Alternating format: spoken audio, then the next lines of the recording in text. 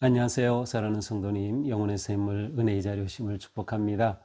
소망의 주님이 우리와 함께 하십니다. 우리와 함께 하시는 주님을 찬양합니다. 기도합시다. 주님, 은혜와 그 크신 사랑에 감사드립니다. 주님의 그 깊고 놀라우신 은혜가 저희들을 구원하여 주셨고, 품어주셨고, 인도하여 주셨고, 또 이렇게 하루하루 은혜의 길로 붙잡아 주시니 감사합니다. 오늘도 저희들 주님의 말씀 앞에서 주님의 음성에 귀를 기울이며 주님의 그 말씀으로 힘을 얻기 원합니다. 또한 주님의 말씀의 양식으로 우리의 영이 건강하게 세워지기 원합니다. 주님의 말씀 아멘 아멘 응답하며 그 생명의 말씀 앞에 기쁨으로 헌신하는 오늘 우리의 삶 되게 하여 주시옵소서. 예수님 이름으로 기도합니다. 아멘. 오늘 말씀은 여호수아 9장 15절에서 27절입니다. 16절에서 27절입니다. 그들과 조약을 맺은 후 사흘이 지나서야 그들이 이웃에서 자기들 중에 거주하는 자들이라 함을 들으니라. 이스라엘 자손이 행군하여 셋째 날에 그들의 여러 성읍들에 이르렀으니 그들의 성읍들은 기브온과 그비라와 브에롯과 기리앗 여아림이라. 그러나 그중 족장들이 이스라엘의 하나님 여호와로 그들에게 맹세했기 때문에 이스라엘 자손이 그들을 치지 못한지라. 그러므로 회중이 다 족장들을 원망하니 모든 족장이 온 회중에게 이르되 우리가 이스라엘의 하나님 여호와로 그들에게 맹세하였은즉 이제 그들을 건드리지 못하리라. 우리가 그들에게 맹세한 언약으로 말미암아 진노가 우리에게 임할까 하노니 이렇게 행하여 그들을 살리리라 하고 무리에게 이르되 그들을 살리라 하니 족장들이 그들에게 이른 대로 그들이 온 회중을 위하여 나무를 패며 물을 깃는 자가 되었더라. 여호수아가 그들을 불러다가 말하여 이르되 너희가 우리 가운데서 거주하면서 어찌 심히 먼 곳에서 왔다고 하여 우리를 속였느냐. 그러므로 너희가 저주를 받나니 너희가 대를 이어 종이 되어 다 내 하나님의 집을 위하여 나무를 패며 물을 깃는 자가 되리라 하니 그들이 여호수아에게 대답하여 이르되 당신의 하나님 여호와께서 그의 종 모세에게 명령하사 이 땅을 다 당신들에게 주고 이 땅의 모든 주민을 당신들 앞에서 멸하라 하신 것이 당신의 종들에게 분명히 들리므로 당신들로 말미암아 우리의 목숨을 잃을까 심히 두려워하여 이같이 하였나이다. 보소서 이제 우리가 당신의 손에 있으니 당신의 이 의향에 좋고 옳은 대로 우리에게 행하소서 한지라. 여호수아가 곧 그대로 그들에게 행하여 그들을 이스라엘 자손의 손에서 건져서 죽이지 못하게 하니라. 그날에 여호수아가 그들을 여호와께서 택하신 곳에서 회중을 위하여 여호와의 제단을 위하여 나무를 패며 물을 깃는 자들로 삼았더니 오늘까지 이르니라. 아멘.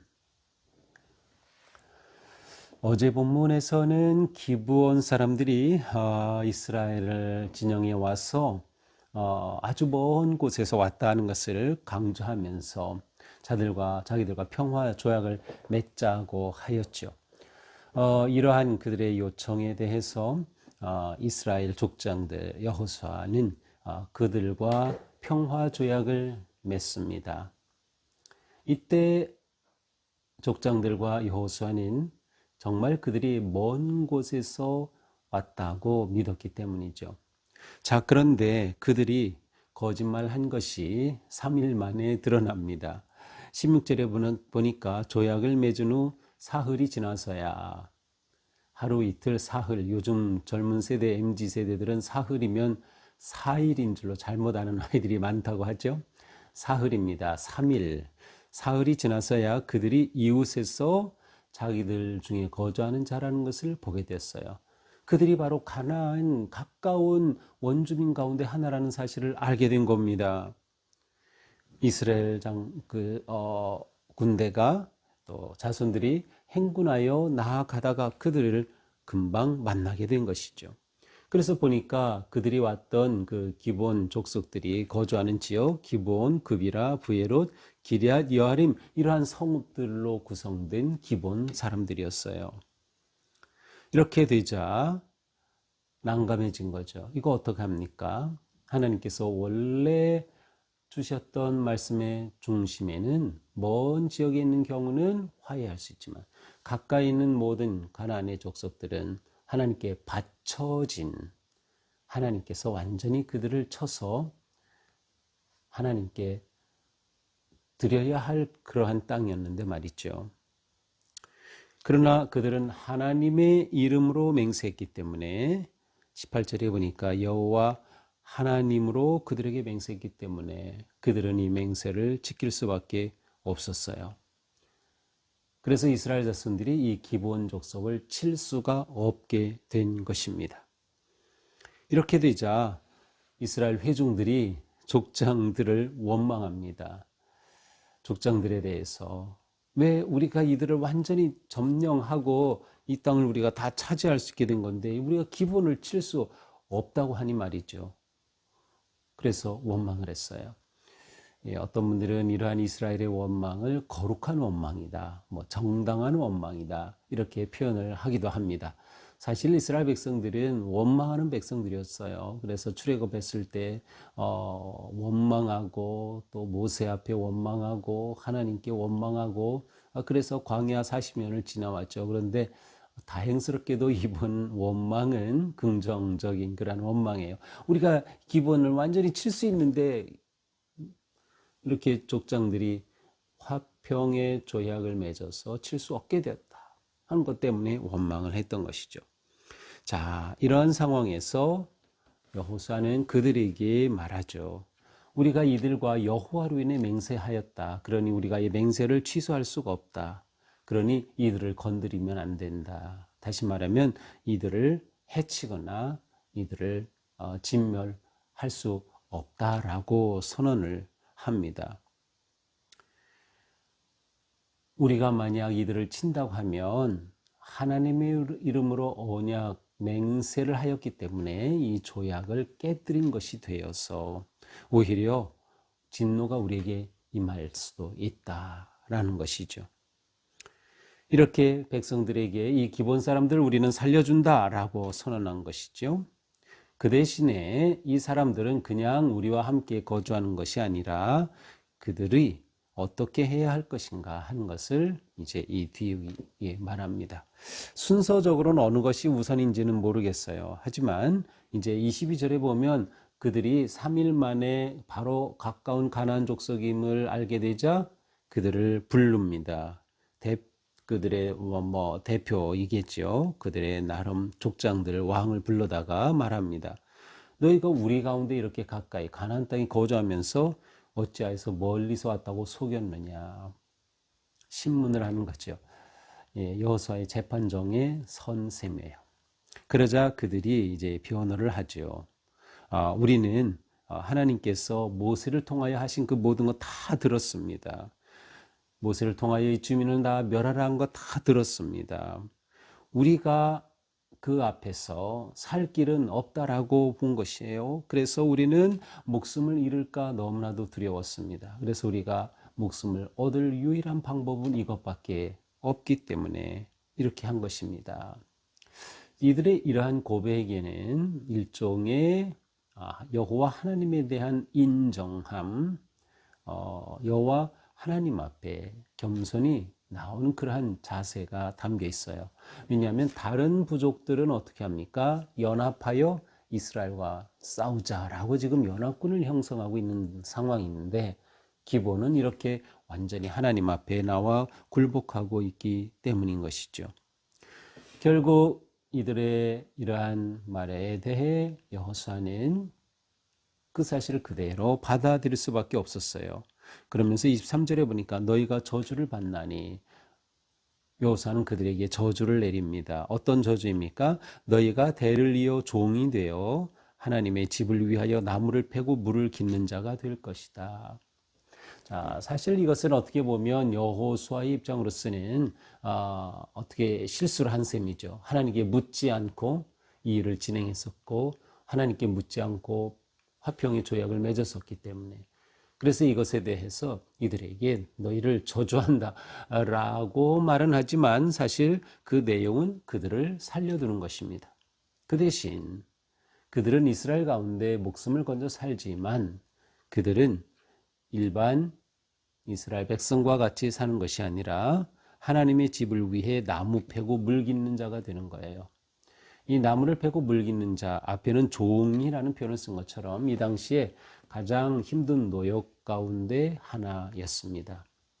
여기서 하나님의 집을 위해서라고 되어 있는데 성전을 말하죠. 하지만 이때는 성전을 지을 때가 아니죠. 이제 막 가나안 땅에 들어갔기 때문에 여호와의 언약궤를 모시는 그러한 곳이 있었을 뿐이고 허름한 그러한 성막이 있었을 뿐이죠. 바로 그것을 의미하는 것이에요. 그래서 하나님의 성막을 위한 집을 위해 나무 패고 물을 깃는 자가 될 것이다. 그러면서 그들 이스라엘 안에 목숨을 건지고 살아갈 그러한 길을 열어주게 됩니다. 사실 이들은 여호수아에게 분명하게 이렇게 표현했어요. 25절에 보니까 우리가 당신 손에 있으니 당신의 의향에 좋고 옳은 대로 행하소서. 자신들이 속였다는 것이 다 드러났고 또 이렇게 여호수아 앞에 와서 그들은 다 인정을 하는 거죠.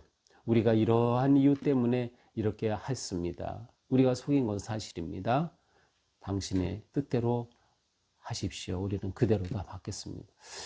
여기서 우리는 기브온 사람들이 굉장히 끝까지 겸손하게 낮추고 있는 모습을 볼 수 있어요. 정말 하나님 앞에 나오지 않고서는 살 수 없다라고 하는 것을 그들은 분명히 알았고 어떻게 해서든 하나님 앞에 나와 살기를 원했던 그들의 모습. 하나님께서는 이들을 내치지 않으셨어요. 오히려 이들이 하나님의 집의 일, 곧 여호와의 제단을 위하여 27절에 여호와의 제단을 위한 일에 종사하도록 그렇게 그들을 받아주신 것이죠. 여기서도 하나님의 은혜가 나타나요.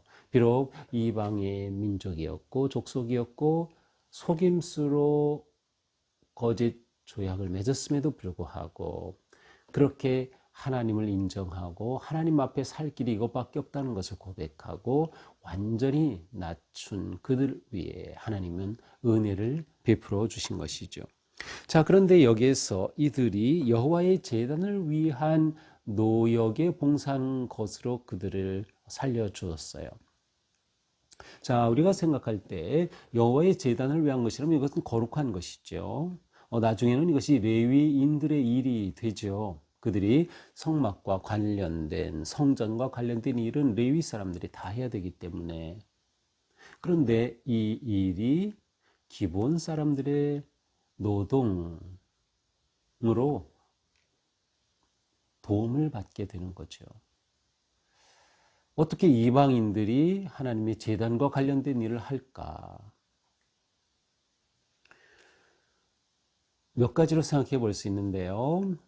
하나는 여호와의 제단에 관계된 이 일은 너무나도 중요했기 때문에 아주 세심하게 정성을 들여 해야 된 일이었어요. 근데 이것은 그만큼 굉장히 큰 노역이었던 거죠. 따라서 거룩한 하나님의 일을 하는데 어떻게 이방인을 쓰게 했느냐라고 보기보다는 거룩한 하나님의 일이기 때문에 온전한 노동력을 사용하여 그러한 일들을 준비하도록, 그리고 그 자체는 제사 드리는 건 아니죠. 제사에 필요한 나무와 물을 준비하는 이러한 노역이기 때문에 그러한 일을 하도록 해 준 것이다.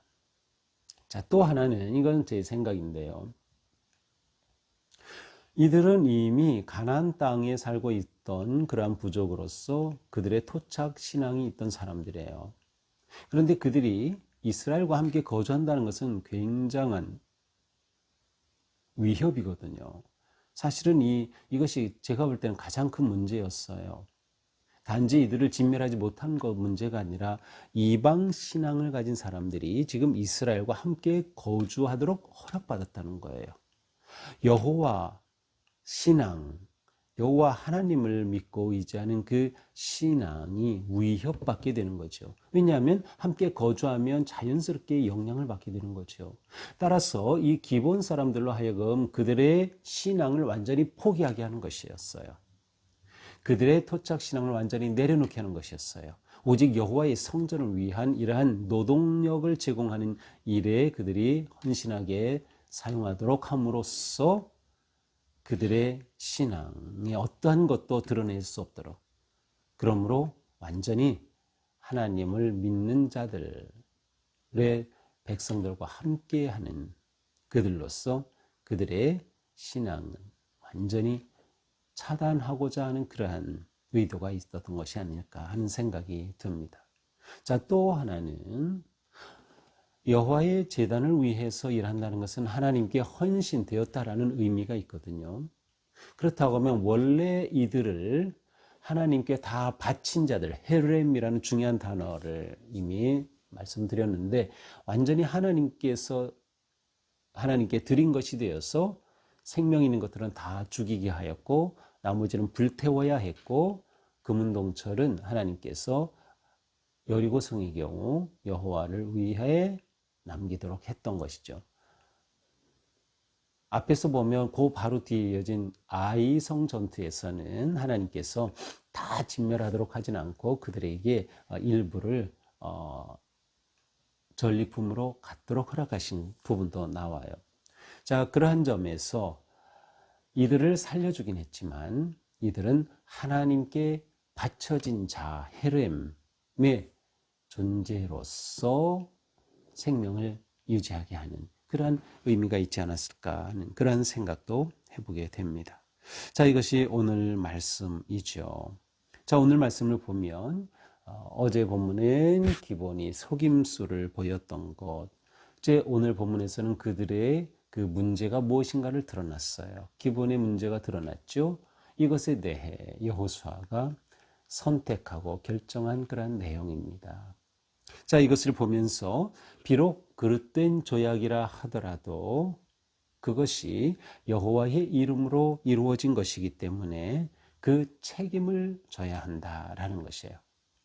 언약의 엄중함이죠.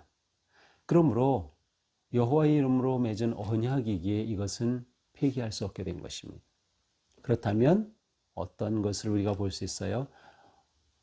언약, 조약이 이렇게 중요한 것이구나. 특별히 여호와의 이름으로 무엇을 맹세한다는 것은 너무나도 중요하고 큰 일이에요. 따라서 이것은 함부로 할 수 없는 것이다 라고 하는 것을 배우게 된 거죠. 아, 여호와의 이름으로는 어떠한 조약 함부로 할 수 없구나.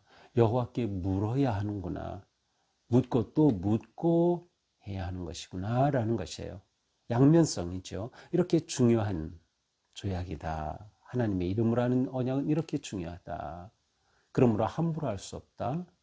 비록 그들이 모르고 맺은 언약이라 하더라도 여호와의 이름으로 했기 때문에 반드시 지켜야만 한다. 이것은 우리가 개인적으로도 마찬가지예요. 하나님과 우리가 기도하면서 제가 이렇게 하겠습니다. 혹시 하나님과 그렇게 내적인 조약을 맺은 적이 있나요? 하나님과 약속한 것들이 있죠. 반드시 지켜야 되는 거예요. 하나님의 이름으로, 예수님의 이름으로 한 것이기 때문에 우리 이것을 가볍게 여기면 안 돼요. 하나님 앞에 언약은 반드시 지킨다. 그냥 가볍게 하나님과 맺은, 내가 하나님과 하였던 약속은 반드시 지킨다. 우리가 이러한 마음을 가져야 되는 거죠. 물론 우리가 지키지 못할 때가 많이 있어요. 인정할 수밖에 없어요. 하지만 그때마다 우리는 하나님 앞에 돌이키고 회개하면서 하나님과의 약속은 지켜가기로 그렇게 살아가야 하는 것이죠. 우리 교회 안에서도 이 약속을 행하는 그러한 예식들이 굉장히 많이 있습니다. 해마다 새롭게 임원을 세울 때, 집사, 권사, 장로 세울 때 거기에 헌신 예배를 드리고 언약하고 또 선서도 하고 또 서류 위에 서류상으로 제가 이렇게 하겠습니다라고 자기 이름으로 서명도 하잖아요. 이런 거 우리가 가볍게 여기면 안 되는 거예요. 지켜야 하는 거죠. 하나님 앞에서 하나님의 이름으로 하는 것들이기 때문에 또 새해가 되면서 우리가 하나님 앞에 이러겠습니다라고 했던 것들 그냥 잊어버린다는 것은 말이 안 되는 거예요. 그러므로 우리는 언약이 얼마나 중요한가 하는 것과 함께 내가 하나님 앞에서 맺은 언약은 반드시 지켜야 한다라고는 그러한 책임감이 분명히 있어야 한다라는 것이죠. 이스라엘은 이들이 부주의해서 맺은 언약의 대가를 치러야 했습니다. 그것은 그들 안에 기본 족속을 계속 두어야 했던 것이죠. 이 기본의 문제는 이후에 또다시 일어납니다. 이게 평안할 리가 없어요. 또다시 일어나게 되는 거죠. 그들이 이스라엘에 영향을 미치지 않을 수가 없기 때문이죠. 그래서 그러한 그들의 대가를 계속 치러야 할 수밖에 없는 것이죠.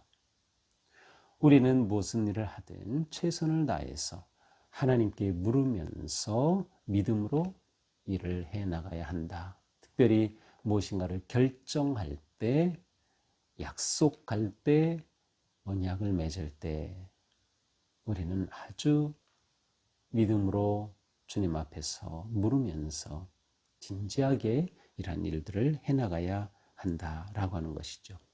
오늘 하루 우리의 삶이 하나님 앞에서 했던 약속을 지켜가는 삶, 또 하나님은 이러한 속에서 은혜 베푸시는 분이라는 것을 우리가 보면서 어떠한 경우라도 우리가 하나님 앞에 겸손히 나오면 하나님의 은혜를 누리는 복된 하나님의 자녀의 삶을 산다라는 것을 기대하면서 오늘 하루도 주님의 뜻에 합당한 거룩하고 아름다운 하루가 되기를 축복합니다. 기도합시다.